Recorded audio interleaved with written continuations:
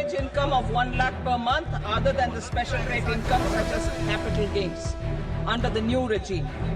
This limit will be 12.75 lakh for salaried taxpayers due to the standard deduction of 75,000. आज budget pass हुआ, पेश हुआ, उसमें आप देखिए बजट का पूरा लक्ष्य 25 लोगों को फायदा पहुंचाने का। आपको थोड़ा सा दे देंगे, कह देंगे भैया ये लो थोड़ा सा टैक्स माफ कर लेंगे, मगर अगर आप बजट का लक्ष्य देखेंगे तो हिंदुस्तान का धन 20-25 अरबपतियों को देने का है। तो बाबू बजट का पिटारा खुल गया, जो आपको चाहिए था मिल गया। बूझ पाए आप गलतफहमी में हैं। वो तो आपने सुना ही होगा कि कुत्ता पालो बिल्ली पालो, गलतफहमी ना पालो। हाँ, तो आप गलती करने से बचिए और हम जो कह रहे हैं उसे कान में तेल डालकर सुनिए। डंकापति के राज में सब चंगा सी। तो इस दफा नहीं, हर दफा जब भी बजट आता है खूब ढिंडोरा पीटा जाता है। 1 फरवरी को न्यूज वाले टीवी स्टूडियो में एक्सपर्ट से बजट समझाते नजर आते हैं। माहौल तो ऐसा बनाया जाता है कि बजट देख तो मुंह में पानी आ जाए, लेकिन जब तक बजट समझ में आता है तब तक मुंह छालों से भर जाता है। सत्यनारायण की कथा ये कहती है कि घोर कलयुग चल रहा है मियाँ। यहाँ जो दिखता है वो होता नहीं, और जो नहीं दिखता असल में वही हो रहा होता है। तो आप सही पकड़े हैं। एक तरफ दिल्ली में चुनाव है तो दूसरी तरफ बिहार आस लगा के बैठा है। किसकी मुराद पूरी हुई, आइए करते हैं बजट का तिया पाचा। आपको क्या मिला उस पर करते हैं तसल्ली से बात, ताकि आप दिखावों पे ना जाएं, अपनी अकल लगा पाएं। तो इस बार के बजट में रंगीन साज भी है और काले राज भी। नमस्कार, मैं हूं अनुराग त्रिपाठी। सबसे पहले बात आपके काम की। 12 लाख तक टैक्स फ्री होने के मायने समझ लीजिए। ये फायदा उन्हें ही मिलेगा जिनकी इनकम सैलरी से आती है।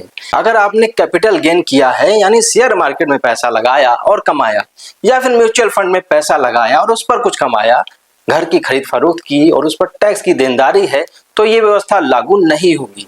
तो ज्यादा खुश मत होइए, ये छूट उनके लिए है जिनका रिचार्ज लिमिटेड है। 12 लाख पर इफ एंड बट और भी है। मान लीजिए अगर आप 13 लाख रुपए सालाना कमाते हैं तो पहले 4 लाख पर आपको कोई टैक्स नहीं भरना। अगले 4 से 8 लाख रुपए के दायरे पर 5% टैक्स लगना है, यानी 4 लाख पर 5% के हिसाब से आपका टैक्स बना 20,000 रुपए। फिर अगले 8 लाख से 12 लाख पर टैक्स है 10%। इस ब्रैकेट में 4 लाख रुपए पर 10% के हिसाब से टैक्स बना 40,000 रुपए।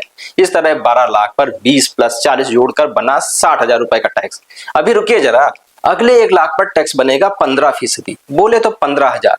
तो अब जोड़िए 20 + 40 + 15, टोटल बना 75। तो 12 लाख के ऊपर जैसे ही आपकी पगार पहुंची, आपके टैक्स का आकलन कुछ इस तरह होगा। तो आपके लिए अच्छा तो यही होगा कि आपकी सैलरी 12 लाख पर आकर रुक जाए। 1 घंटा 17 मिनट लंबा बजट भाषण और करीब 50 लाख करोड़ का बजट के बीच जो सबसे ज्यादा चर्चा रही वो इसी 12 लाख की रही। ऐसा भी नहीं है कि सरकार का घाटा और आपका कुछ नहीं जाता। सरकार ने दरियादिली दिखाई है तो उम्मीद भी आपसे ही रख रही है। सरकार ने इनकम पर टैक्स घटाया तो उसे 1 लाख करोड़ का लॉस होने जा रहा है। तो गुणा गणित करके उसने ये भी सोच रखा है कि कमाई बढ़ेगी तो आपकी जेब भारी होगी, फिर आप उसे हल्का भी तो करेंगे। जब खर्च होगा तो जीएसटी और कस्टम ड्यूटी भी लगेगी, जिससे वो भरपाई कर लेगी। तो एहसान करना तो कोई सरकार से सीखे। खैर, जब से निर्मला दीदी ने बजट का पिटारा खोला है, विरोधी बिलबिलाए घूम रहे हैं। राहुल गांधी जो खुद पीएम बनने की आस में युवा नेता से बुजुर्ग नेता होते जा रहे हैं, एक्स पर पोस्ट कर रहे हैं कि गोली के घाव पर पट्टी लगा दी। आंध्रा के चीफ मिनिस्टर जगन मोहन रेड्डी भी बजट को इल्यूजन करार दे रहे हैं और पूछ रहे हैं कि वादा किया गया था, उन वादों का क्या हुआ। The current budget does not speak of any of his promises, what he has made during his election campaign.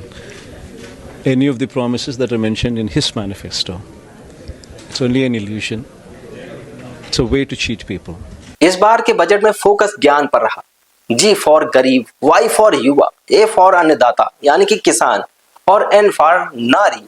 Modi सरकार ने इस बजट में इन 4 कैटेगरी के लोगों के लिए खजाने का पिटारा खोल दिया।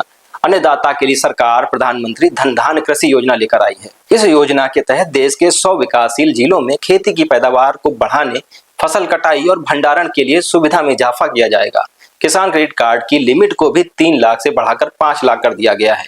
युवाओं को भी एमएसएमई सेक्टर के लिए मिलने वाला कर्ज 5 करोड़ से बढ़ाकर 10 करोड़ कर दिया गया है। आंगनबाड़ी योजना के तहत अब देश भर में 8 करोड़ से अधिक बच्चों और 1 करोड़ गर्भवती महिलाओं को पौष्टिक भोजन दिया जाएगा। तो लब्बो लुआब तो ये है कि सरकार ने इस दफा बजट में बड़ी लकीर खींचने की कोशिश की है। जो मिडिल क्लास कल तक मिमियाता घूम रहा था उसकी भी पीठ पर हाथ फेरा है, और जो किसान और युवा कल तक दूसरे का सहारा ताक रहे थे उनकी ओर भी सरकार ने मदद का हाथ बढ़ाया है।